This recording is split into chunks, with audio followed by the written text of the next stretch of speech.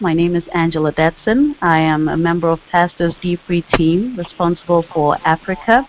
I'm also a coordinator on the Ghana 2017 trip, and my co-coordinator is Reverend Sheila Gibson, who is also head of missions at First Baptist. We are also very privileged tonight to have Pastor Soaries, senior pastor of First Baptist Church of Lincoln Gardens.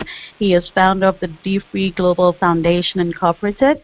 He is author of Say Yes to No Debt, 12 Steps to Financial Freedom, Meditations for Financial Freedom, Volume 1 and 2. He is also a personal friend and advisor to His Majesty Osagyefo Amoitio Penning, who is King of Achimebwakwa in Ghana, and who will be hosting the Ghana 2017 group. We would like to invite Pastor Soaries now to give us a little introduction and background about his visits to Ghana. Pastor Soaries. Good evening, everybody. I'm so happy and honored to have been assigned the task of calling into this marvelous fellowship. Thank you, Miss Angela. I can tell you now, before I get into any details, that going to Ghana is worth the trip just to see Miss Angela run the whole country. She's the most influential, strategic, and activist young woman in the whole country. And it's just worth going to Ghana just to shadow her and watch her boss all those old men around. So thank you, Angela, for your commitment and for your work. Thank you, Reverend Gibson, for the prayer and for your years of interaction with our international ministries. Reverend Sheila Gibson is someone who will leave on 2 hours' notice to travel anywhere in the world to do anything for the kingdom. She just loves travel, and thank you.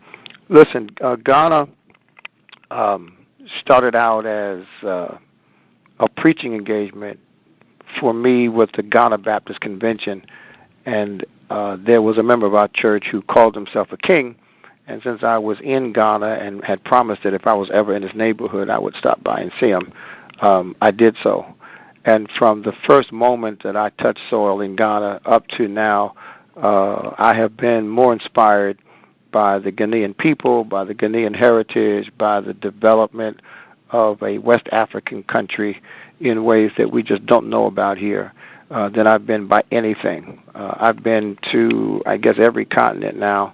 I've been to every state in the country, but the story and the culture of Ghana is beyond compare.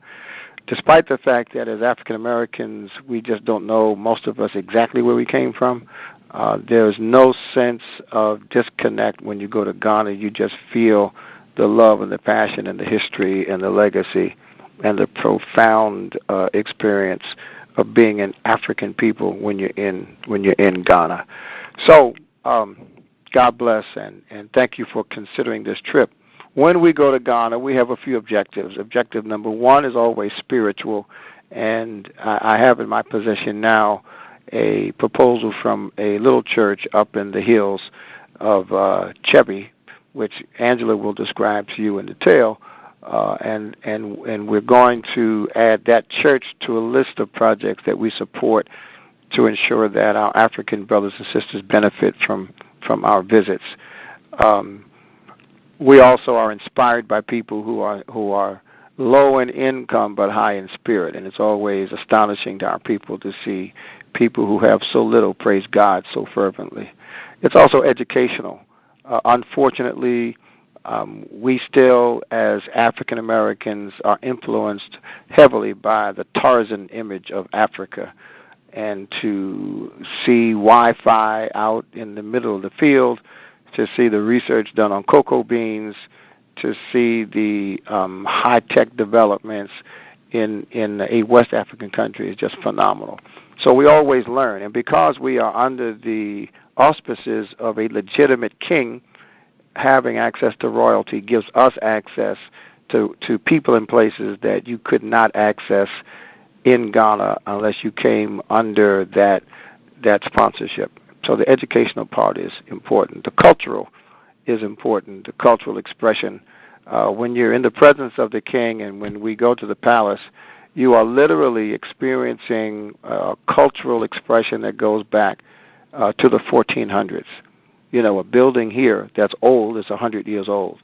But to go to Ghana and to be welcomed by chiefs and by dancers and by music and by traditions that go back to the 13 and 1400s, it's culturally inspiring, but it's also personally humbling. I could go on and on, but I'm telling you that it's worth saving the money. You know, start saving now.